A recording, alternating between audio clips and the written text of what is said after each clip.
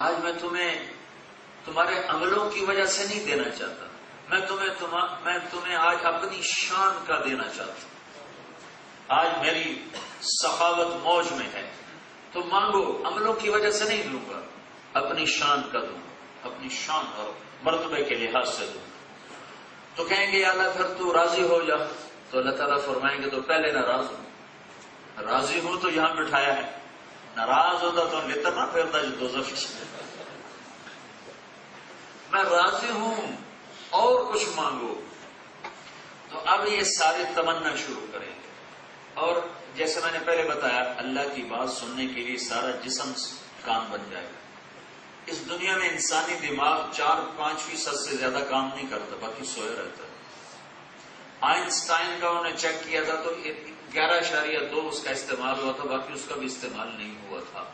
جنت میں جانے کے بعد یہ سارا دماغ کھل جائے، اس کا ایک سیل کام کرے، اور انسانی دماغ اتنا بڑا ہے کہ اس کا ریشہ بنا دھاگا، تو یہاں سے دھاگا لے کے چلو اوپر اور سورج چاند کے اوپر سے اس کو گزار کر یوں لا کر نیچے یہاں اس کی گانٹھ لگائی جا سکتی ہے، اور چاند یہاں سے 2,40,000 کلومیٹر کے فاصلے پر ہے۔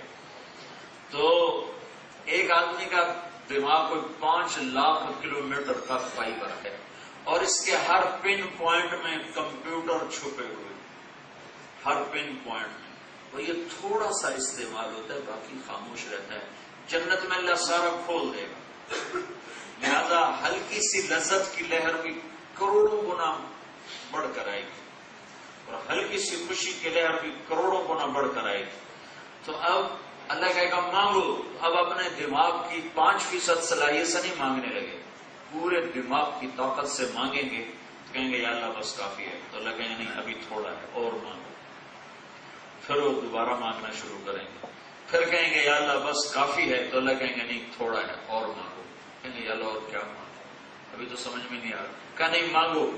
پھر تیسری دفعہ مانگتے مانگتے مانگتے کہیں گے یا اللہ تیری عزت کی قسم، جو سوچا تھا، جو تخیل تصور میں تھا، جو ناممکن تھا، جو ممکن تھا، سارا مانگ لیا، اب ہماری سمجھ میں نہیں آتا کیا مانگے۔ تو اللہ تعالیٰ فرمائیں گے میرے بندو ابھی تک تم نے اپنی شان کا نہیں مانگا، میری شان تو بھی شروع ہی نہیں ہوئی، لیکن اچھا چلو جو تم نے مانگا میں نے وہ بھی دے دیا، جو نہیں مانگا میں نے وہ بھی دے دیا۔ اس میں اللہ کے نبی نے فرمایا کہ جو سب سے تھوڑا سوال ہوگا، زیادہ کی تو حد کوئی نہیں ہے، سب سے مختصر اور سب سے چھوٹا مطالبہ، سب سے تھوڑا مطالبہ کرنے والا جنتی کہے گا یا اللہ تو نے دنیا میں ہمیں کہا تھا کہ اس کی پیچھے دوڑ نہ لگاؤ، میں نے دوڑ نہیں لگائی تھی، تو آج میں تجھ سے سوال کرتا ہوں کہ تو نے دنیا جو بنائی تھی جس دن، اس دن سے لے کر جس دن تو نے اس کو مٹایا تھا، اس کے برابر تو مجھے آج عطا فرما۔ یہ سب سے تھوڑا سوال ہے، باقی اس سے زیادہ ہوں گے تو پھر زیادہ کا تصور فرماؤ۔ اور اس پر اللہ کہہ رہا ہے ابھی تو تم نے کچھ بھی نہیں مانگا، بہت تھوڑا، کچھ بھی نہیں۔ کہ جسم بھی یہ نہیں ہوگا کہ 5 فٹ کا جسم نہیں ہوگا، یہ تو ایک کھجور کے نیچے آ جائے تو مارا جائے، کیونکہ جنت کی کھجور کوئی 24 فٹ لمبی ہے، کھجور کا دانہ، کھجور کا درخت نہیں، کھجور کا دانہ 12 ہاتھ میرے نبی نے فرمایا، اور ایک ہاتھ جو ہوتا ہے شریعت میں وہ 25 انچ کا ہوتا ہے، 2 فٹ 1 انچ کا ایک ہاتھ ہوتا ہے، تو وہ تقریباً 25 فٹ کی تو صرف کھجور ہے، تو کیلا کیا بلا ہوگی۔ ایک بدو نے آ کر پوچھا یا رسول اللہ جنت میں انگور ہیں، کیونکہ انگور عرب کا مرغوب پھل تھا، ہوتا نہیں تھا نا، تھوڑا سا شام سے آتا تھا، اب تو طائف میں ہوتا ہے، یا رسول اللہ جنت میں انگور ہیں، آپ نے کہا ہے، وہ کہنے لگا شادی میں یا رسول اللہ ایک گچھا کتنا بڑا ہو، تو آپ نے کہا ایک کوا 1 مہینہ اڑتا رہے، مسلسل اڑتا رہے، نہ بیٹھے نہ سستائے اور نہ سست پڑے اور نہ دائیں بائیں مڑے، سیدھی اڑان اڑے تو 1 مہینے کی اڑان پر جا کر ایک گچھا ختم ہو۔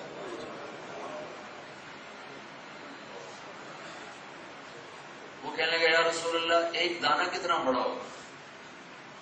بدو بڑے اچھے سوال کیا کرتے تھے، اور صحابہ انتظار کیا کرتے تھے کہ کوئی دیہاتی آئے اور اللہ کے نبی سے کھل کے پوچھے۔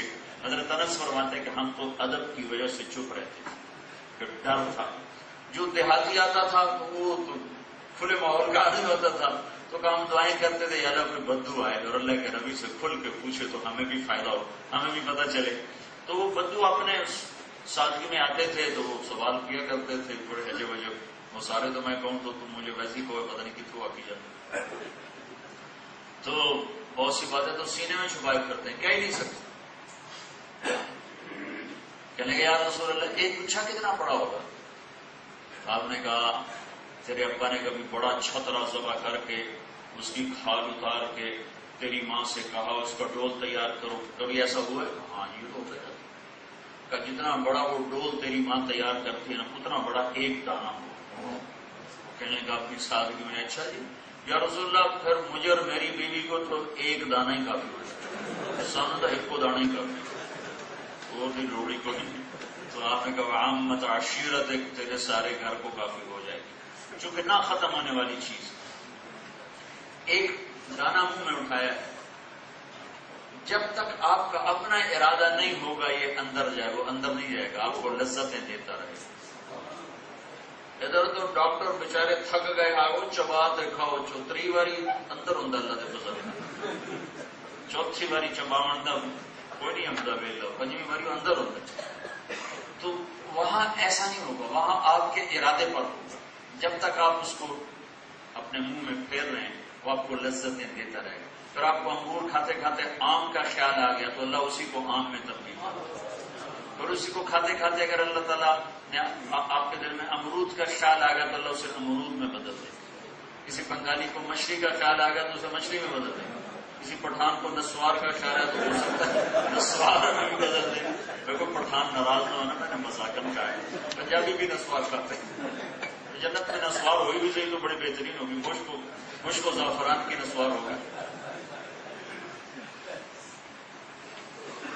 وہ لقمہ کوئی نہیں ہے جو آپ کھا رہے ہیں، روٹی ہے تو روٹی ہے یہ نہیں ہے.